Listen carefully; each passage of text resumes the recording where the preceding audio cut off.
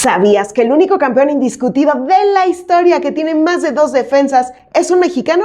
Aquí te cuento. Ser campeón indiscutido está súper de moda en el box, pero pocos están listos para afrontar lo que eso significa. 4 títulos, 4 retadores, 4 organismos, igual a mucho lío. Unificar los 4 títulos es tan complejo que solamente en 36 años de historia, solo 9 lo han logrado. Canelo Álvarez es el único que se ha aventado a esta apuesta, y mientras él acumula 4 defensas, peleadores como Terence Crawford, Naoya Inoue decidieron dejar vacantes los cinturones tan pronto como los ganaron. ¿Conocías este dato? Te leo.